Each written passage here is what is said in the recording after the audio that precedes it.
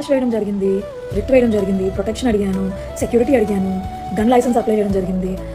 So ఇంత toughest సిచ్యువేషన్లో ప్రజలు ఉన్నప్పుడు, ఇంత ఇష్యూస్ అయ్యి సామాన్య ప్రజలకి ఇంత నోరు నొక్కే ప్రయత్నం చేస్తున్నప్పుడు వైఎస్ రాజశేఖర్ రెడ్డి గారు కానీ, వంగవీటి రంగ గారు కానీ, అలానే సీనియర్ ఎన్టీఆర్ గారు ఉండుంటే నిజంగా మా లాంటి సామాన్యమైన ప్రజలకి న్యాయం జరిగింది. ఈరోజు ఇంత అతలాకుతలం అయిపోతుంటే ఇన్ని కేసులు పెట్టించుకుని ఇంట్లపై దాడి చేయించుకుంటే అట్లీస్ట్ ఒక్కరు కూడా మానవత్వం లేదు అసలు. ఎనీవేస్, నీకు నీ మూడు దోలకే మహానటి సావిత్రిలాగా నటిస్తున్నావు అమ్మ తల్లి.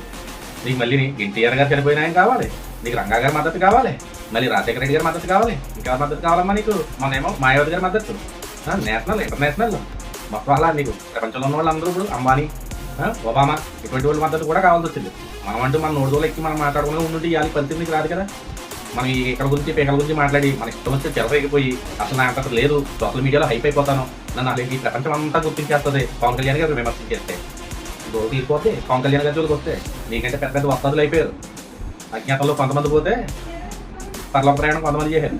మనం మాట్లాడే ముందు, మనం చేసే ముందు ఏదైనా ఒక వ్యాఖ్య ఉందంటే అది రాజకీయంగా విమర్శించు, వ్యక్తిగతంగా కాదు. నువ్వు రాజకీయంగా విమర్శించడం మానేసి వ్యక్తిగతంగా విమర్శించి నీకు వచ్చినట్టు చెలరేగిపోయావు.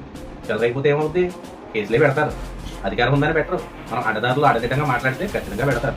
వ్యక్తిగత దూషణల కంటేనే మనం మాట్లాడే విధానం రాజకీయంగా ఉండాలి. ఏదో కులాల దగ్గర దెబ్బలాంటి మాట్లాడేస్తారంటే కుదరదు. ఏమేమి మాట్లాడము గతంలో కూడా ఒకసారి గుర్తు తెచ్చి ఇప్పుడు మాట్లాడినే కాకుండా 100 దూల, కేవలం 100 దూల. ఆ దూల తగ్గించుకుంటే నీ పనులు చేసుకోవచ్చు. నువ్వు సమాజ సేవకురాలు ఏం కాదు, నువ్వు సమాజాన్ని ఉత్తరించేయలేదు. నువ్వు వేరే పెద్ద సమాజ సేవ చేసేసినట్టు వాళ్ళ ప్రపంచంలో వాళ్ళందరి మద్దతు కావాలని కూడబెట్టేద్దామని చెప్తున్నావు. డబ్బా రోడ్డు మీద వేసి ఇంట్లో వస్తుంది చూసుకోకుండా అలా వస్తుంది ఎరవకూడదు. దాన్ని కూడా నువ్వు బోల్డ్ అలవాటు చేస్తున్నావు. నువ్వు కొంచెం వాయిస్ బేస్ ఉంటే నా తల్లి ఇంకేం బూతులు తిడుతువు. మేము ఇలాగే ఉంటాం, మా భాష ఇంతే, మేము మాట్లాడతాం భాష. మా భాష మొదలెడితే చుట్టుపక్కల కనిపించాం మళ్ళీ ఆంధ్రప్రదేశ్లో నీకంటే దారుణంగా మాట్లాడగలరు.